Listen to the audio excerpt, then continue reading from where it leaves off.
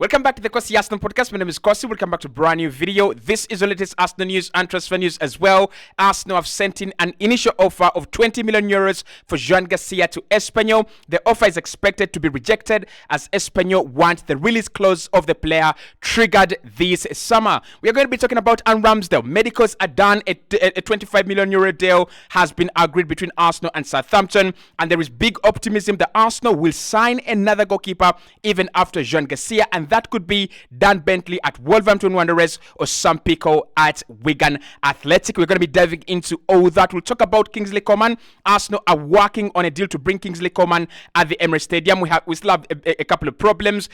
Saudi Arabia wants him as well. Bayern want to keep him as well, but Arsenal are working on that deal, and that could be the German mystery player. We will talk about that as well. This video is brought to you by KiwiBet Uganda, a new betting and gaming platform in the country. I am a very, very good ambassador of the platform, and I can say go ahead, bet your money with them. They've got the quickest deposits, they've got the quickest withdrawals, and you're not going to have any problems withdrawing your winnings when you win. So hit the like button, subscribe to the channel as well, and to support the channel, why don't you bet with KiwiBet Uganda? Now, let's start off with the Aaron Ramsdale story. Of course, it broke yesterday that Southampton were in talks with Arsenal to get Aaron Ramsdale onto their squad. That is done. That is dusted. Fabrizio Romano says, here we go. Arsenal agreed a deal for 20 to 25 million, and a few people are not really happy. I mean, to be honest, it is 18 million euros, which will be rising up to 25 million euros. And, he's going to be going there on a permanent deal. Arsenal feel it was a very good deal. Now, personally, I think Arsenal should have sold Aaron Ramsdale last summer, not this summer. And the reasons for that is that last season, he had a very, very poor campaign. He didn't play football. And the two games that he actually came in, if you remember, Brentford away and Brentford at home, he actually didn't put in good displays. He wasn't the goalkeeper that we thought, would be a very good second-choice goalkeeper. And I remember explaining that when we had signed David Raya. And I said, Ramsdale is a goalkeeper that works on confidence. He's a goalkeeper that works on rhythm. The moment you drop him, the moment he's not feeling wanted and happy, you're not going to get the best out of him. And Mikel Arteta, listen, he thought he would have two goalkeepers, swap them around, play one against Man City and then play one against Liverpool. That works when you have a goalkeeper like Ortega, and then Ederson or Steele and Van Bruggen.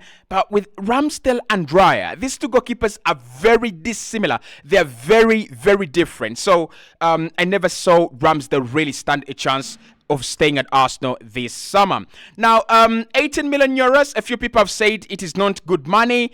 Is it good money? Really? No. But Arsenal are getting back what they invested. The condition is that if the player does well, the deal will rise up to 25 million euros. But also, the condition is that if they don't get relegated, Southampton, Arsenal will get an extra 1 million. So we are getting 18 million euros plus 1 million if Southampton don't get relegated. I tell you, they will get relegated. This is coming from me. They will get relegated. They've already lost 2 of their opening games, and they don't strike me as a side that is going to pick up points at any of the away grounds this campaign. And listen, I'm going to make this prediction.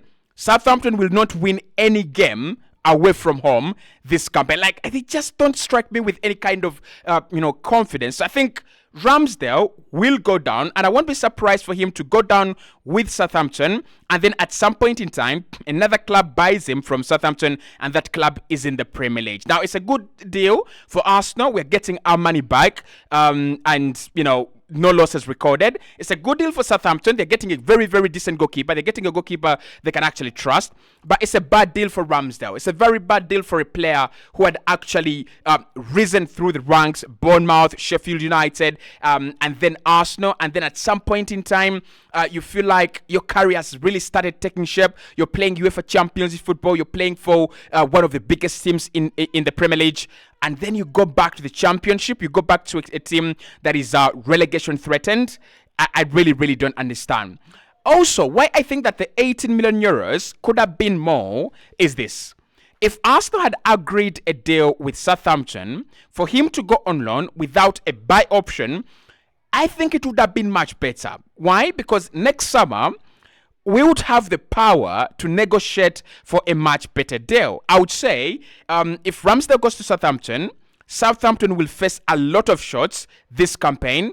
We could have got 25 million euros from this guy, fixed 25 million euros, and then a few add-ons, and that could take the deal up to 35 million euros next summer. But that has not happened. Arsenal have decided to sell right now, and that is done and dusted. Now, in response to Ramsdale leaving, Arsenal have sent in an offer to Espanyol. That offer is 20 million euros for Joan Garcia. Espanyol are rejecting the offer. They're saying they want the release clause of the player triggered, and that is 25 million pounds. It's around 25 million pounds, close to 30 million euros. Arsenal are still contemplating. I've seen a few outlets saying that Arsenal are really sure that they can meet the valuation of the player, and then a few outlets are saying Arsenal want to do the deal between 20 to 25 million euros. But also, what's interesting is that Arsenal thought this would be a formality. This would be an easy deal. But it's not going to be an easy deal, as Espanyol don't want to lose the goalkeeper. So unless we trigger the release clause of the goalkeeper, of the player, we might actually not get him. It's not going to be a formality. But either way, it's going to happen. I think we'll get Joan Garcia. I think we'll pay maybe 30 million euros, maybe 25 million euros, and we'll get him. And my question with this one is, what exactly are we trying to achieve by doing this? Why are we trying to get rid of Ramsdale for like 20 million euros, 25 million euros, and then getting a new goalkeeper for around 25 million euros? Now, of course, I understand that when you're Mikel Arteta and you're playing the kind of football that we are playing, it is it is a rule, number one, that you must have a ball-playing goalkeeper. It's rule number one that you must have a goalkeeper on the bench that is as good at with his feet as the goalkeeper who's starting. But it doesn't make a lot of sense for me for us to spend 25 million euros on a new GK who's going to barely play any minutes, unless Mikel Arteta is serious about rotating goalkeepers. And it was just a mistake, probably, that last season we didn't see a lot of rotation. But if that is not the case, I'm thinking we are going to see Raya 90% of the time, then 10% of the time it's going to be Joan Garcia. Why spend 25 million euros on this guy? And also, Arsenal are a little bit funny. We knew that we were losing Ramsdale, and there was no question about that. He was always going to go. That was okay. But why did we wait until the last 48 hours for us to bring in a new goalkeeper? This makes it very difficult for Espanyol. This makes it very difficult for Arsenal. For Espanyol, it's about how do you replace the guy? How do you replace your number one? What are you going to do within the very limited period of time that you've been given to replace your goalkeeper? And hence, many of the teams always say, we are not going to sell this summer. We'll work on selling next summer. For Arsenal, for us, we're not affected because it comes in as a second choice goalkeeper, and he could be here for as long as 10 months without playing a single game. But it makes negotiations difficult, and it makes deals very expensive. That is why we have brought in a guy on his last year, on his deal, at 37 million euros. That is Mika Marino at 37 million euros. That tells you that if you do this deal earlier, if you do the deal earlier, you're getting a much better discount. You're getting a much better deal.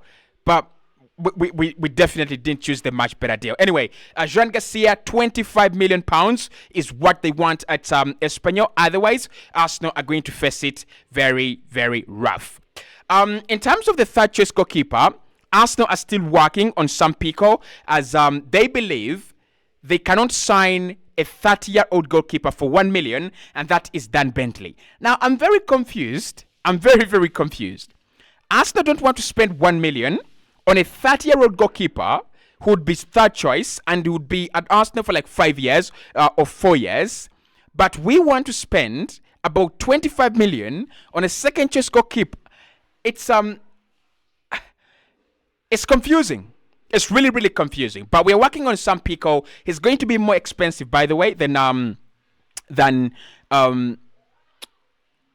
than Dan Bentley. Will be very, very expensive as compared to Dan Bentley. Probably will pay Wigan maybe 1.5 million, maybe 2 million. But it comes in as the third choice goalkeeper, and I'll give you an update on that one a little bit later on. Now, on the forward line, Arsenal are working on the Ivan Toney deal, but most importantly, according to Sam McBow, we are working on the Kingsley Coman deal. So with Ivan Toney, it has been reported today that Arsenal are planning a shock-led transfer for Ivan Toney. The Gunners have been waiting in the wings during Chelsea's passage and now are ready to launch a bid. Chelsea today have sold Romelu Lukaku. That could be, that could change the dimension of the deal. That could change the way Chelsea approach the market. They have some money, 25 million for Romelu Lukaku, but of course they want Ivan Toney. Now, for me, Kingsley Coman, Ivan Toney. Those are the two, and we've got to choose one. Where do we go? I think both of them are very delicate areas. I've seen the Athletic writing that Arsenal are looking at their midfield as a place to address in the future.